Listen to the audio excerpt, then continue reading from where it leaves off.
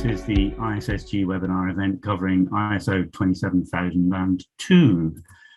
So just a little bit of housekeeping before we get going. The programme for this evening is just a few words from me, not very long, I promise.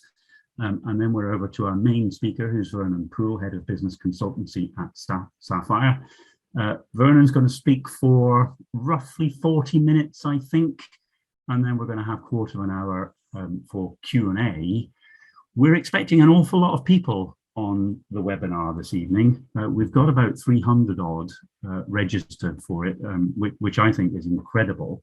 I mean, it's a lovely sunny evening out there. It's a Wednesday night when most of us have probably got better things to be doing, but here we are wanting to talk about 27002. So hats off to you all for giving up your time this evening. So that'll take us through from about 7:15 till 7:30. And then we'll wrap up and have a very quick close.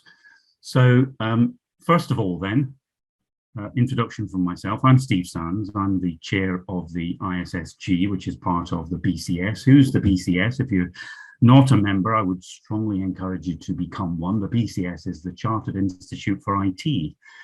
We have something in the order of 60,000 members spread across 150 countries. We've got local branches all around the UK, and we've got 50 plus specialist groups, of which the ISSG is one of them, the ISSG being the specialist group that deals with information security and indeed cyber security. We currently have something in the region of 4,000 to 4,500 members. If you're a member of the BCS, you can be a member of our specialist group. It's just simply a case of going onto the website and signing up to those SGs that you want to become a member of. Very, very simple. So we're concerned with all aspects of information and cybersecurity, from forensics to hacking to cloud and actually everything in between. And we're all about promoting better information security practices and standards, both for individuals and for organizations, hence really the whole point of this evening's webinar. So that's the welcome and introduction bit. Just a very, very quick bit on housekeeping before we hand over to Vernon to get things moving. Those of you who've been to ISSG events in the past will know that we normally operate under the Chatham House rule. We're not doing that this evening. In fact, it's almost impossible to do that on a webinar of this type. So we've kind of abandoned that. The session will be recorded. In fact, it's being recorded now. And hopefully within about a week, it will be made available on the ISSG website. So you can go onto the BCS website, navigate your way through to the groups, get to the ISSG, and we've got all of our events, past and present, with recordings of all of the ones that are available. Just a couple of points then. So we've got lots of people signed up to the event this evening, over 300. The chat on the Zoom will be open. So I'd encourage you to use that to talk amongst yourselves, use that to talk to the panel. Fox Thomas will be manning the chat line effectively, so if there are any questions that come up on the chat about the webinar, the running of the webinar, then please do put them on there and Fox will respond.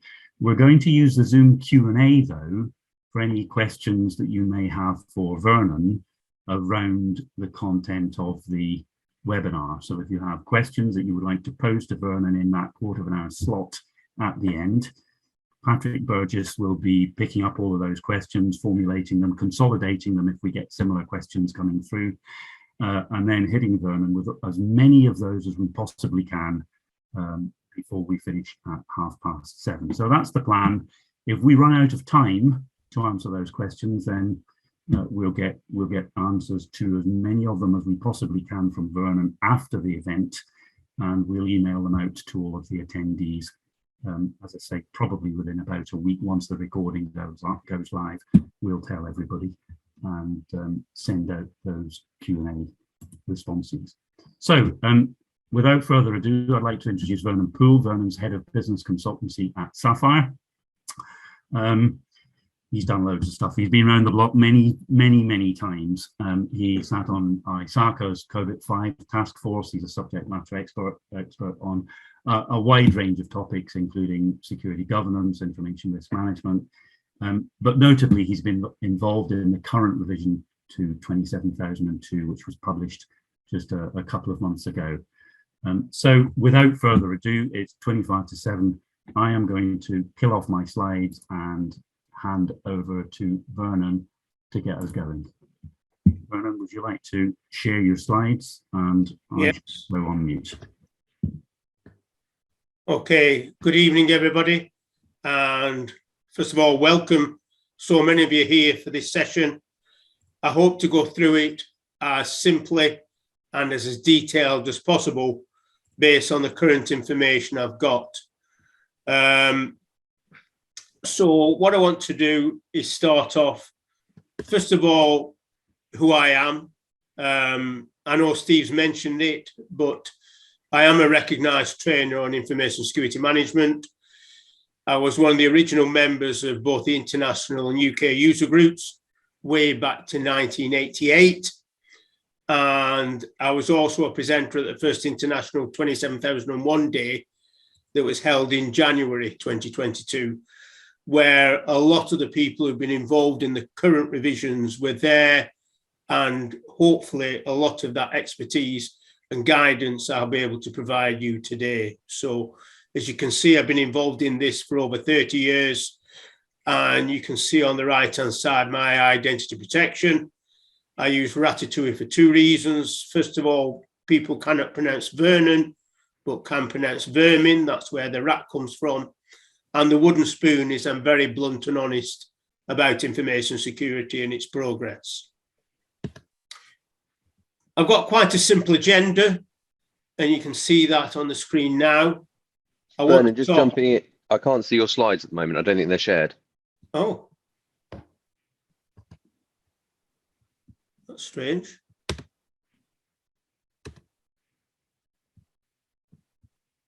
Don't want to miss the Ratatouille picture. You're okay?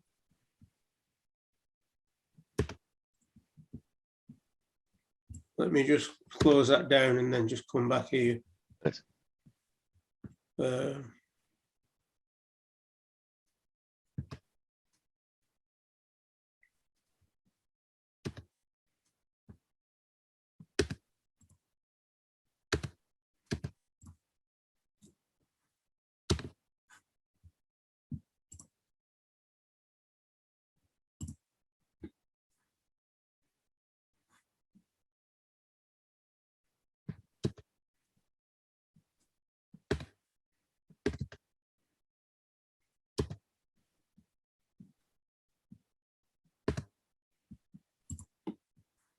So sorry about this, folks. Normal service will be resumed as soon as possible. Believe it or not, we did a rehearsal last week and everything went swimmingly. Yeah, I can't see how we've...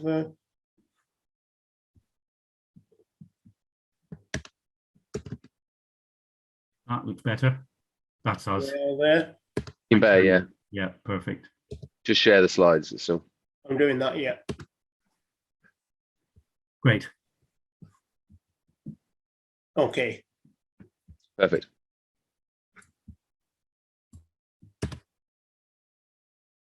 So yes, I've outlined who I am. This is the agenda, fairly simple. I want to talk about the revised ISO 27002 standard, which are now known as a set of controls that we'll use if you get certified to 27001.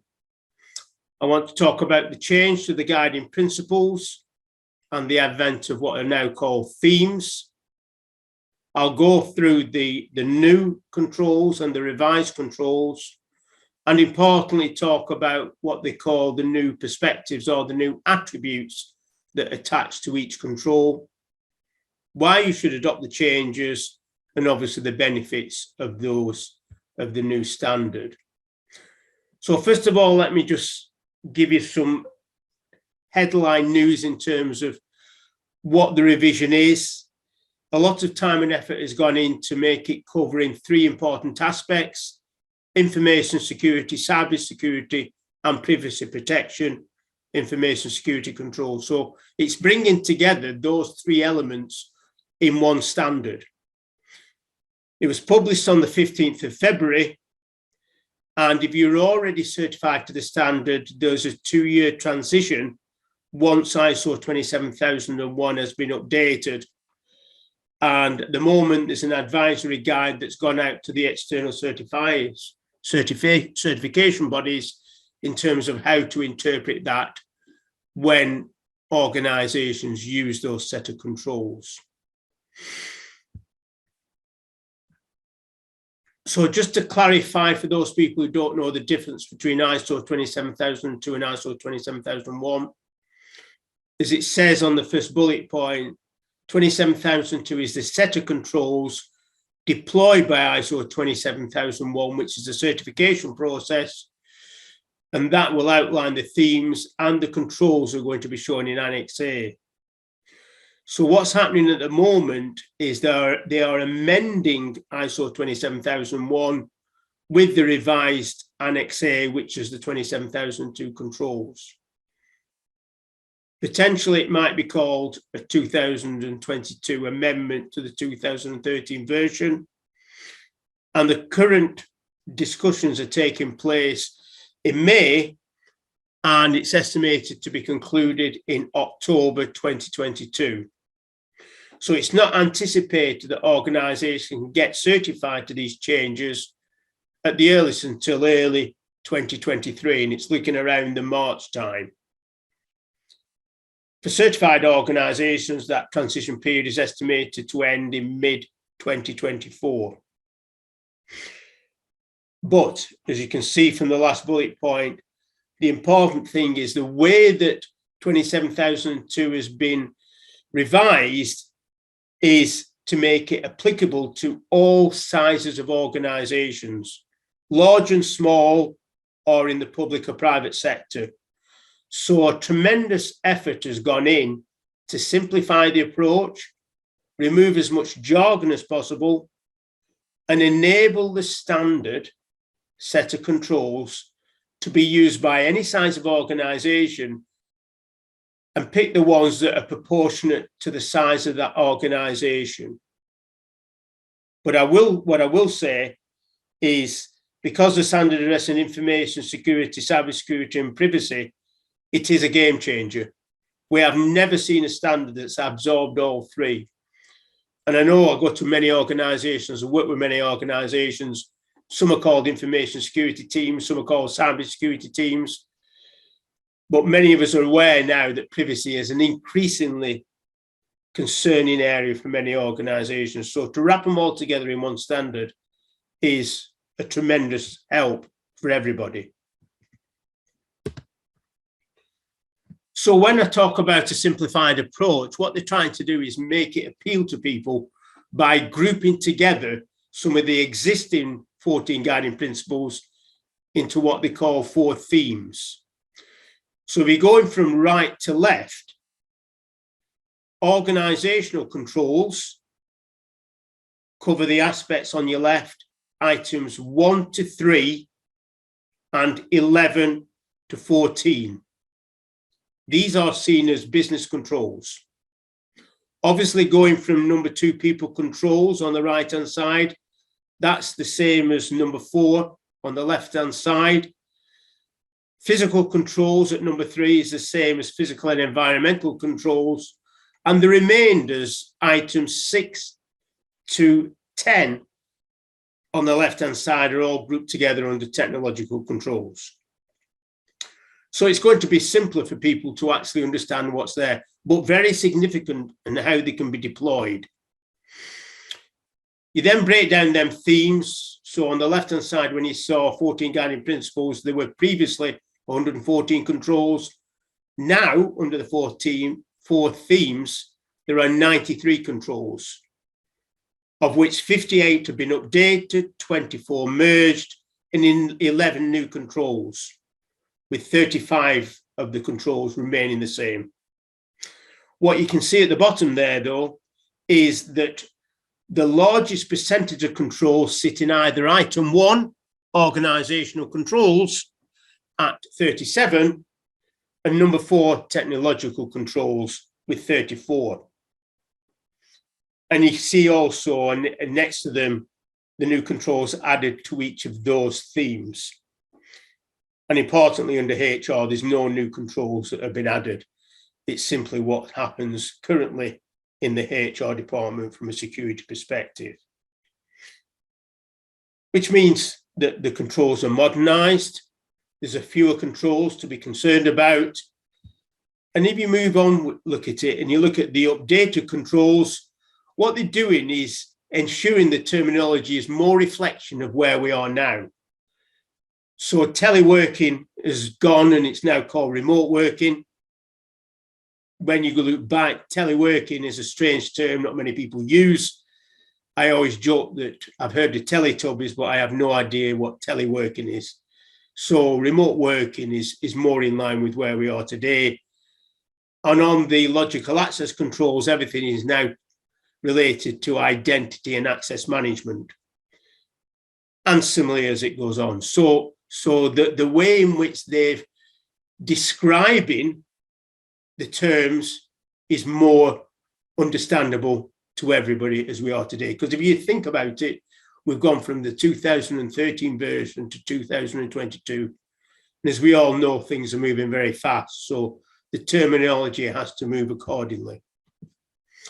Similarly, they merged a wide range of the controls, and a particular example there is the last bullet point there, where the ones that described there have all been merged together under change management. So they've cleaned up the set of controls that were there to make them more streamlined, it's more efficient, and more self-explanatory.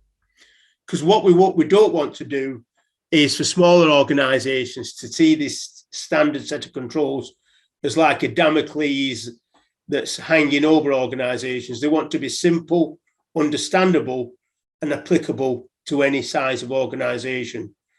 So you can see at bullet point 2, user access provisioning, review of user access rights, removal or adjustment.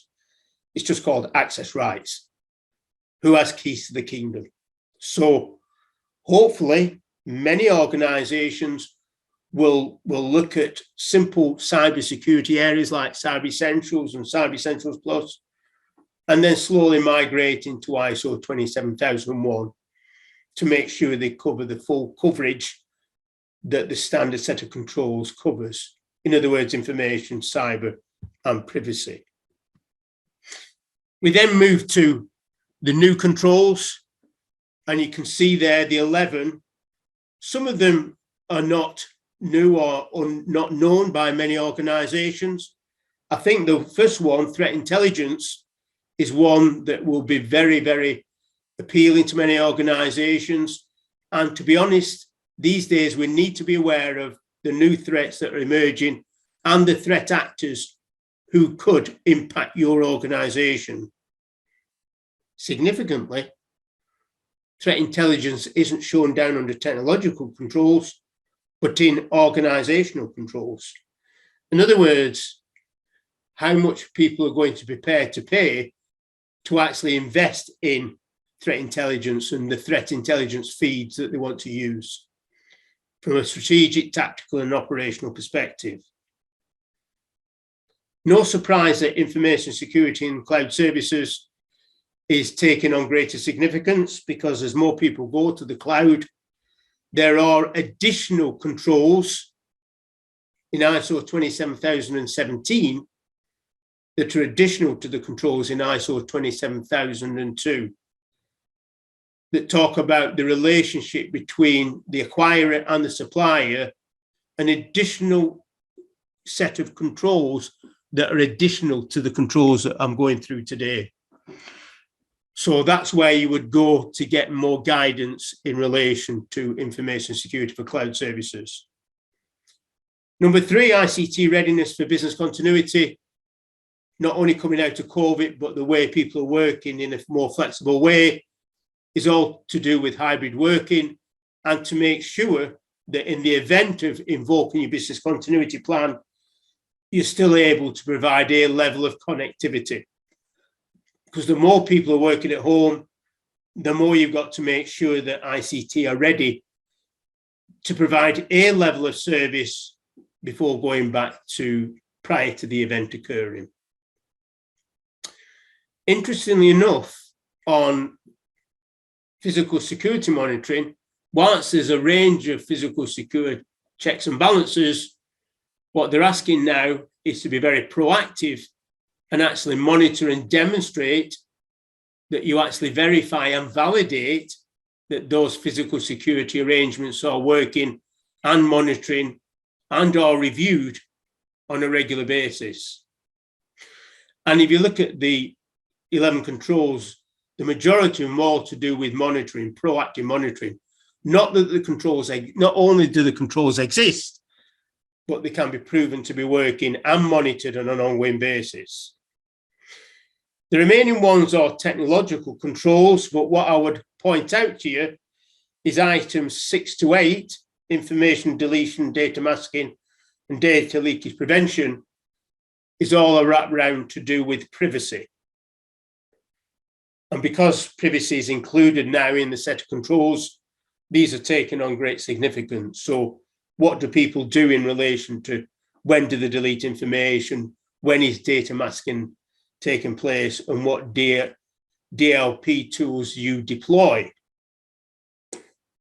Item number 5, configuration management, I would say was really an omission from the previous versions, because configuration management takes place in most organizations. It's just it was missing in the set of controls, similar to web filtering at number 10.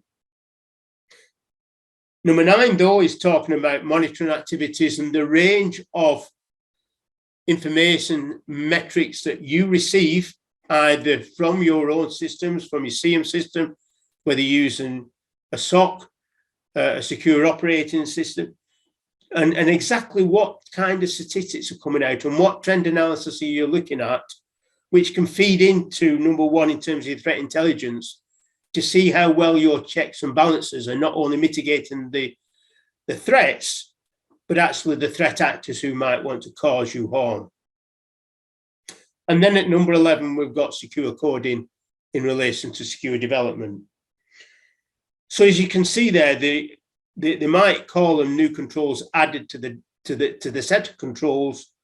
Some of them are not new in the terms, but they are very significant in terms of how you can monitor your information security management system more effectively on an ongoing basis. So the strap line is continuous monitoring for constant vigilance. Just looking very briefly now, in terms of the time we've got tonight, at each of the themes, you can see there the organizational controls. The responsibility for them sits with the Information Security Forum. The people who've been given designated responsibility for looking after information, cyber and privacy. So that will be those people who've been designated to collectively come together as a forum and concentrate their attention to each of those areas. So the policies, the cyber security objectives, how you organize it, who've got designated responsibility, and then what rights and access they've got under identity and access management. They're also responsible for all your vulnerability points in terms of asset management, including threat intelligence, supply relationship, as I mentioned, with information security for the use of cloud, incident management, what's an isolated incident, what you classify as an information security incident, what you classify as a major incident, and then you go further in terms of then being forced down the route of invoking your business continuity plan. And as I mentioned earlier, as you've seen from the new control, the emphasis on ICT continuity planning. And finally, compliance with legal, regulatory, and contractual requirements with third parties.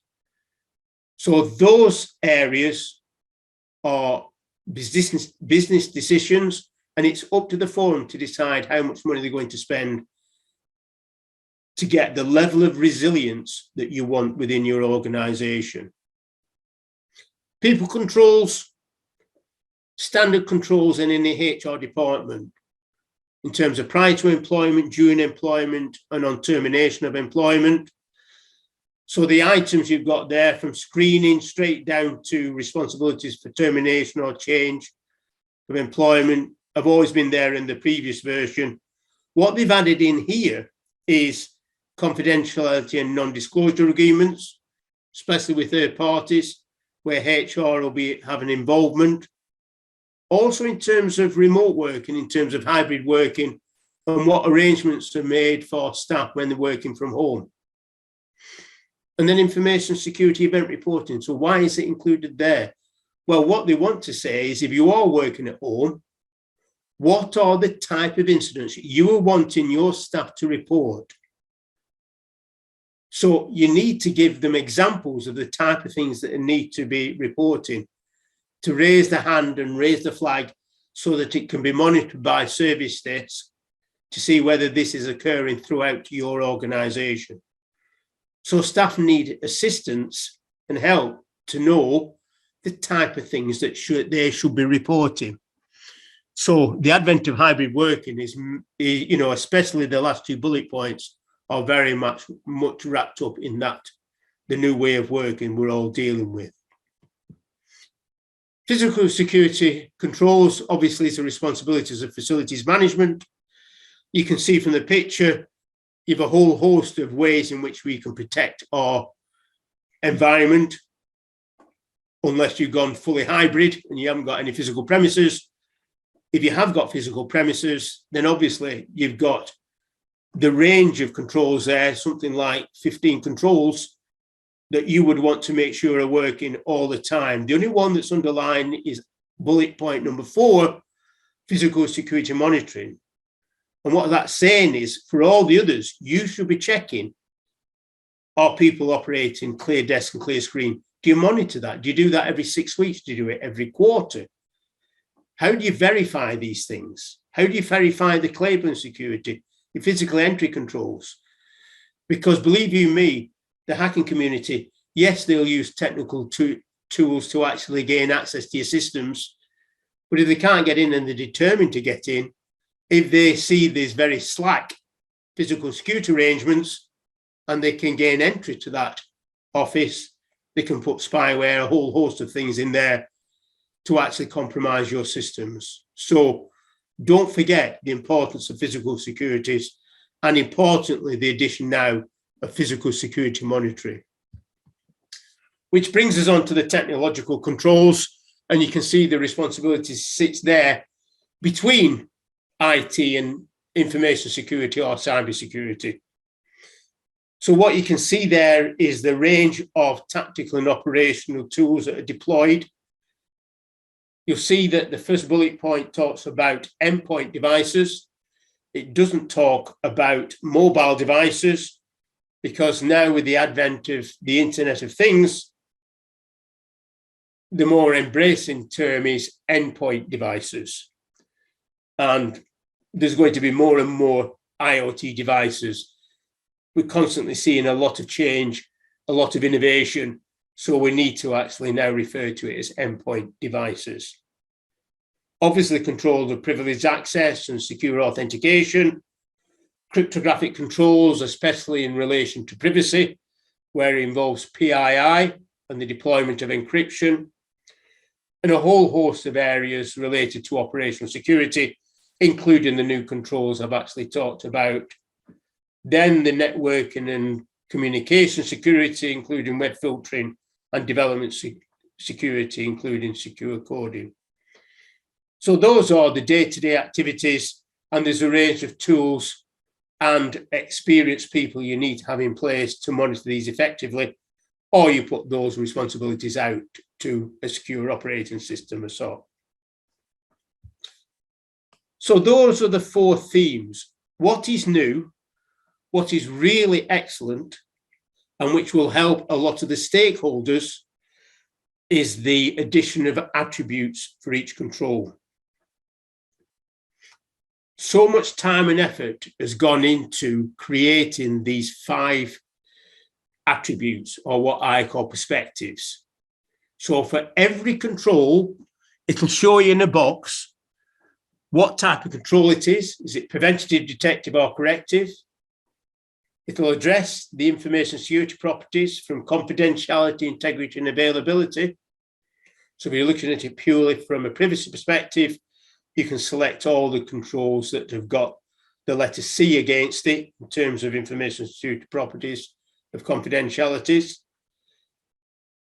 You can break it down under cybersecurity concepts, identify straight through to recovery. Those have been taken from NIST cybersecurity framework, because if you think of the 57 countries involved in ISO, they also include professional associations. So in the US, NIST are involved. At number 4, you've got operational capabilities, a very interesting one. So whilst these set of controls are seen as baseline controls, you can also assess your operational capabilities. How good are your competencies? How good are you on each of those 15 factors? So you can see there, near the end, threat and vulnerability management, or how good are you on supply relationship security? Those operational capabilities have come from COBIT 2019 from ISARCA. So if you want to mature your system above the baseline, you can utilize tools like COBIT 19 to go beyond the baseline controls.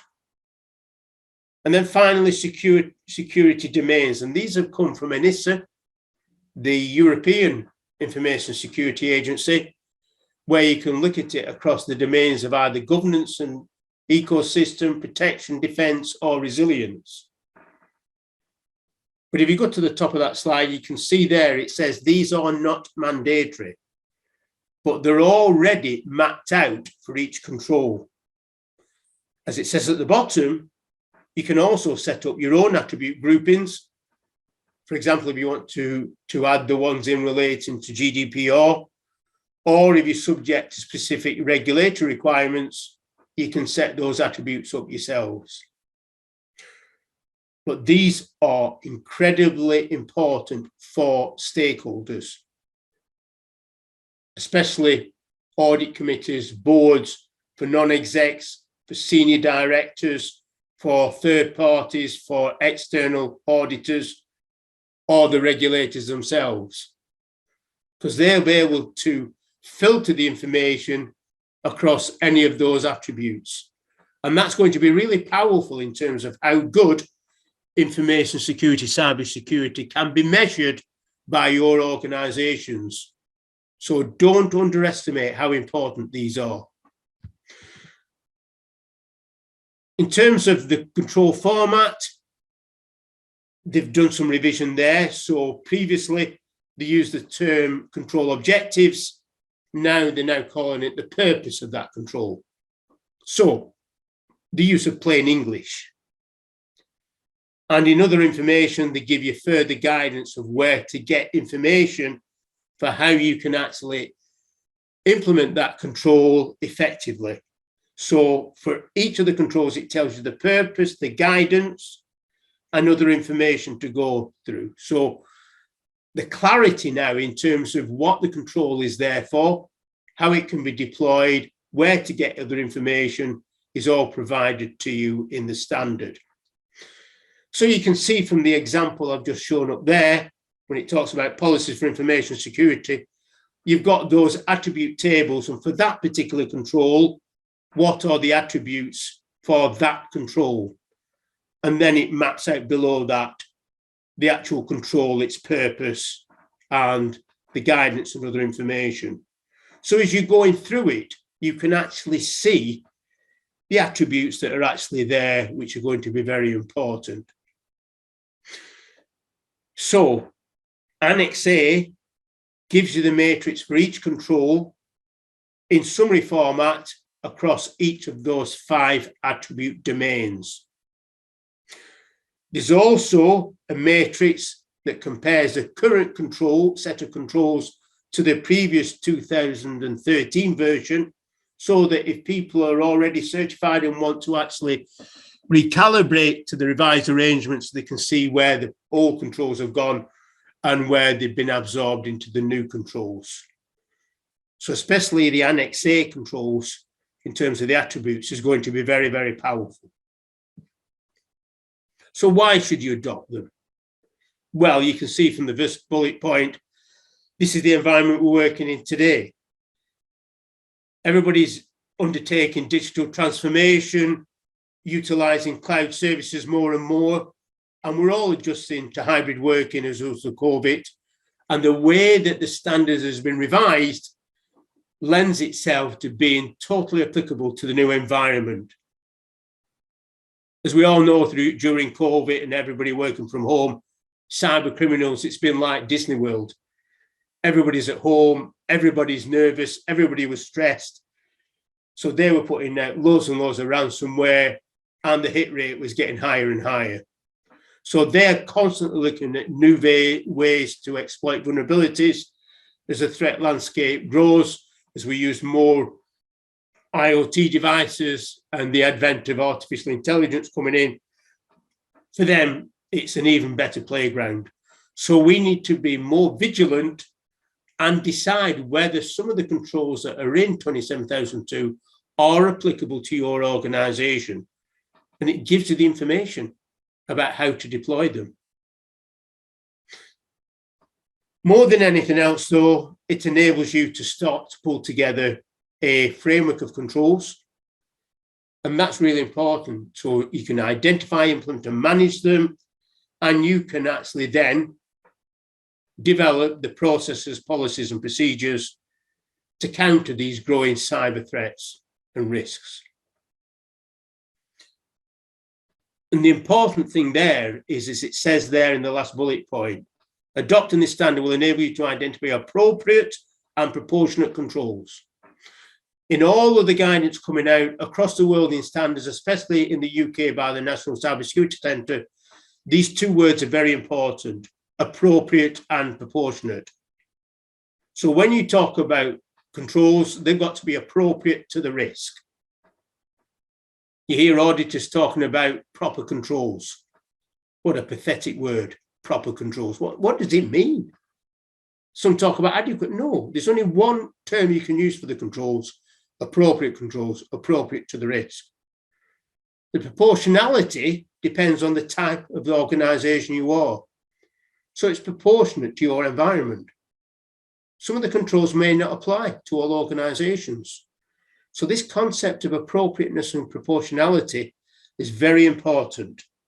And as you grow, you might use more controls. And hopefully when you create your framework of controls, which is called the ISMS, the Information Security Management System, you've then got to develop the information security culture to make sure that staff are aware of how to act accordingly and how to deploy these controls. And in security, that's the hardest thing, getting the appropriate security culture in place. And it takes time and effort, and you've got to take people with you. That's why the language, the terms used are as simple as we can now make them to get people to pick it up and use it. And when we talk about the supply chain and everybody, you're as strong as your weakest link. So you want to make sure everybody in your trading circle takes security seriously. So you need to be in a situation where everybody can use the same set of controls. That's why there's a big push on getting smaller organizations involved in the new set of controls, because you've got that consistency and the objectivity and rigor when you're dealing with all your third parties. So what changes were required if you're already certified? If you're already certified, you can use your existing policies and procedure. There'll be some tailoring to the revised focus and amendments based on the merging of the controls that are there. The recalibration, as I've said, using the new attribute levels from stakeholders' perspective is really powerful, incredibly powerful, and will be used. And we can use that to our advantage by saying, in time, you look at it in terms of how do you compare maturity levels compared to other people? How many of the resilient controls have we got in place? How many of the controls in relation to the cybersecurity concepts have we got in place and are working well in terms of capabilities and competencies? There's a dearth of people in security. We haven't got enough people in there. So when you talk about operational capabilities and competencies, have you got the right size? Have you got the right number of people in security? I know there's a woeful lack of people involved, and people expect so much. People are linking cybersecurity with data protection, and putting that on the responsibilities of one or 1.5 people. It's a joke. Cyber criminals love it. Obviously, we need to accommodate the new controls that are applicable to you. We've also then got to update the risk assessment process for the new set of controls and the link into the statement of applicability. How many of the controls are applicable for you to use?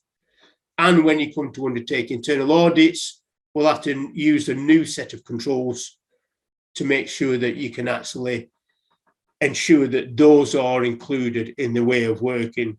And finally, the education and training that's important both for management and users in terms of how the standards has changed to make sure that you're ready to face the external auditors when you're deploying the new set of controls. And you can see from the picture, there's so much going on, and you want to make sure you can describe that and people feel comfortable with the way deploying the controls. So coming to the end now, it does give enhanced benefits to your organisations, especially when you look at it from the boardroom, because it'll give you a competitive edge. You're working with the most up-to-date set of controls that are there. It protects and enhances your reputation. In many organisations, your reputation and brand is pivotal to any organisation. It also helps reduce financial penalties and losses associated with data breaches, because the ICO puts a great store by the ISO 27001 series to demonstrate that you can give reasonable assurance that you've got the appropriate checks and balances in place. And it also ensures compliance with business, legal, contractual and regulatory requirements, because many regulators now put a great store behind ISO 27001.